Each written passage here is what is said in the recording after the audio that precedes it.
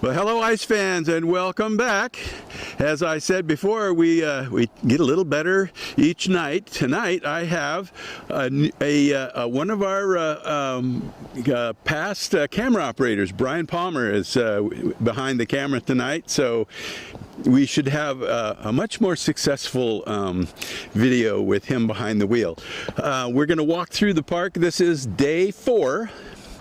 Day 4 is a little bit challenging because the temperature went up to 40 degrees, so you can't glue ice at 40 degrees. It won't freeze. So we'll go around. Some of the crews are still working on other things, so we'll look and see how they're coming along. So let's go and take a look. Okay, and here we are at Site 1. This is Lewis, Metlock, and crew. Site 1 is the one that with the motorcycle in the side of the wheel. The Tyrannosaurus Rex is covered with paper because of the warmth that's going on right now. The head is still not lifted up on top of the dinosaur body. But like I said, it's too warm to do a lot of cementing and gluing, so it looks like they are not going to be working tonight. So this is Site 2. This is Steve Bryce, David Smith, and Chris Foltz. Now, Heather Bryce is supposed to be on the team as well. She's had a little bit of a problem with her back, so she's kind of taking it easy. She's still working, but the last couple of times she hasn't been on site when we were here, but she does come out. So this is the scorpion that you see in the background, and the scorpion is going to be looking over Perseus, one of the Greek gods, and this is what we call a display piece, where there are pieces scattered around on a stage. This is something that Steve Bryce really likes to do. Chris Foltz is working on the scorpion, and he is really good at animals and creatures, so that's what he's working on. The big round cylinder you see here is a column. It's supposed to be a Greek column. That's one of the hallmarks of Steve Bryce's carvings, is that he makes these really perfectly shaped geometric objects. And again, they're not here because of the heat wave that we're having currently. This is site number 4. This is Edwin Hutchinson's team. We don't have too much information about this. They're being a little secretive. I think they want to surprise everyone. So as the piece takes shape, it's anyone's guess as to what might be taking place here.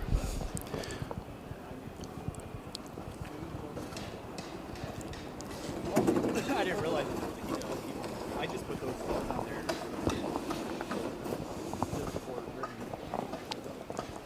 Building a piece of machinery, and there's a lot of fractures in the ice.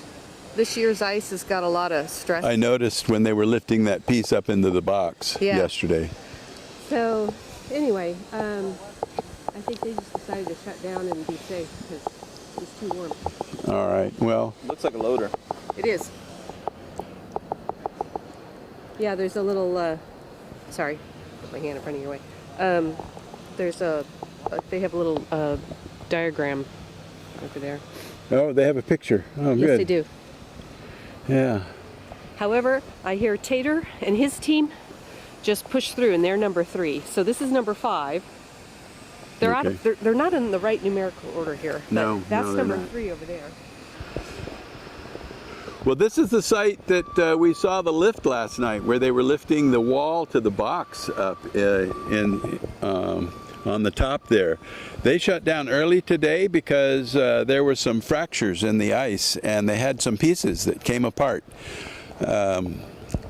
So they decided they were just going to wait until the weather cools off so that they can put it together without things breaking so much. And they turned their lights off, so.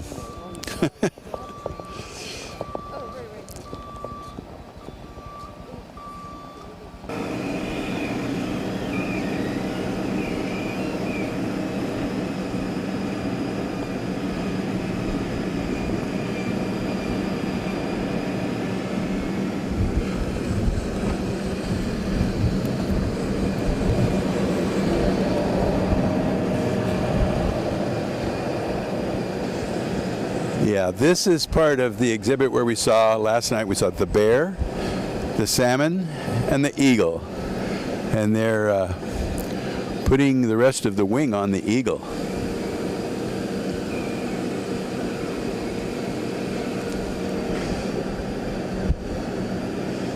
This could actually be pretty hazardous because at these temperatures the ice starts to get soft.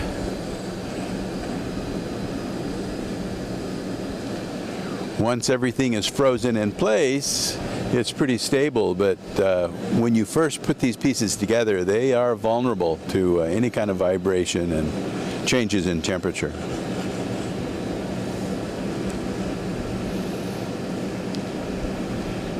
Ice, even though it looks solid, is still a liquid, and so once the pieces are put together, they will flow together and form a good solid bond, but that takes time.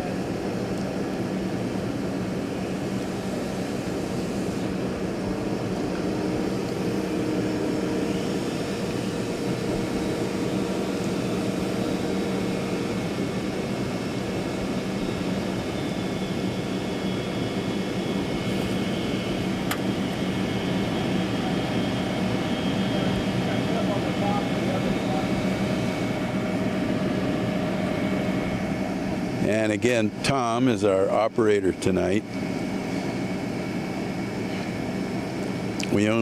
He's the only operator we have this year. So he has been very busy.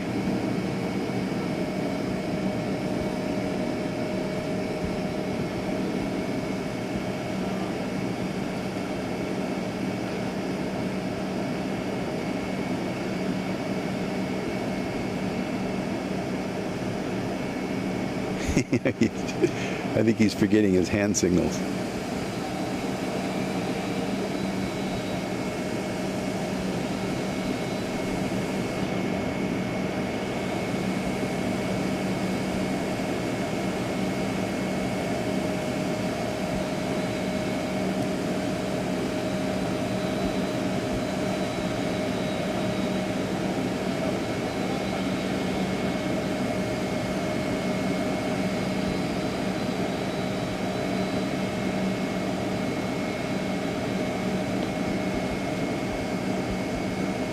So this is called The Catch. This is Site 7, and this is Dean Damaris's team, and they are taking a chance. They've decided to try to continue working on their piece, even though this is a very hazardous time to be around ice.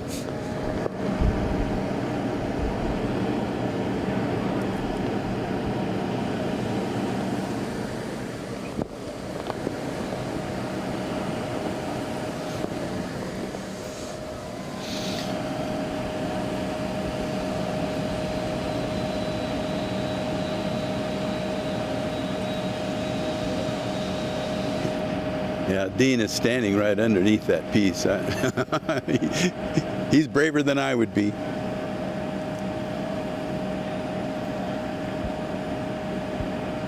So this is site number 6. We were here last night. This is James Stugart's piece called Love. They are working in the dark. I'm not sure what happened, but they are pressing on even though they don't have any lights. Somebody may have run over their power cord, as we can find out. But Looks like they're turning off the lights at a laser level. oh, I see.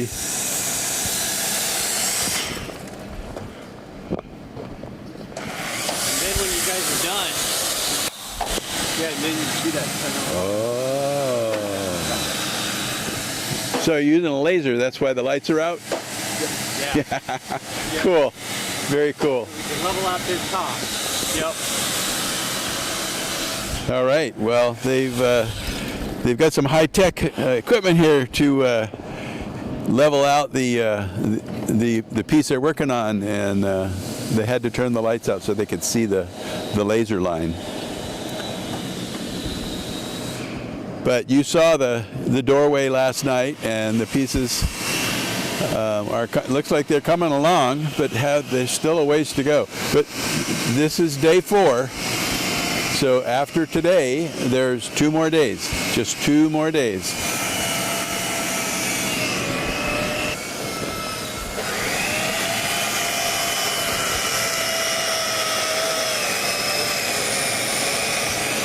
It's amazing to me over the years I've seen the technology that artists have developed in creating the pieces that they imagine. There's more and more motorized effort going on.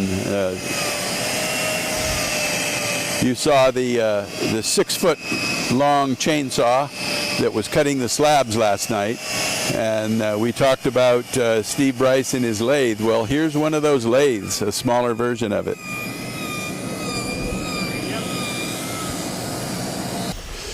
This is site number 3, and this is the first time we've seen anybody in here. Oh no, I'm next door. Oh, you're next door. Yeah, so what happened to the people in here? I snuck away. There was no. This is a 2-person competition, 2-block, double block. Oh, yeah, we've been talking about how there's a lot of these perfect geometric shapes in.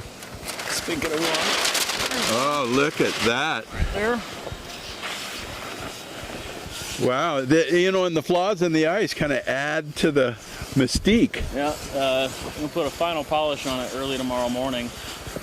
And let the warm temperatures we're unfortunately having polish it without using fire. Yeah. So it's got a little advantage, I suppose. Yeah. We don't have to work so hard to get things clear.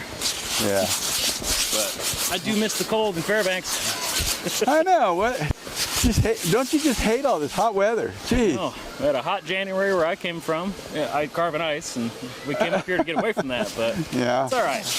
We're Teeter. Well, we can't complain too much. I look at all the problems they're having in Lower 48 with the storms and tornadoes and floods. And weather is changing, isn't it? Yeah, I'm glad I'm up here. You know, we used to get tortured by the jet stream. Well, there's no more jet stream. so they just leave us alone, you know. Yeah. Now we're in limbo. Yeah. Okay, well, thanks. But yeah, take care.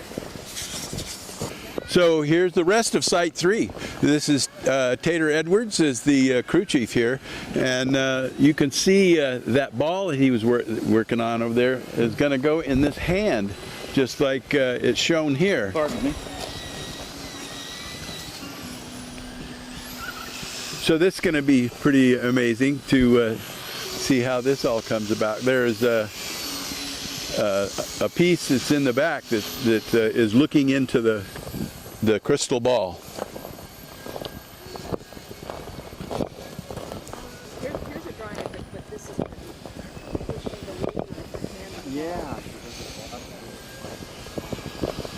So.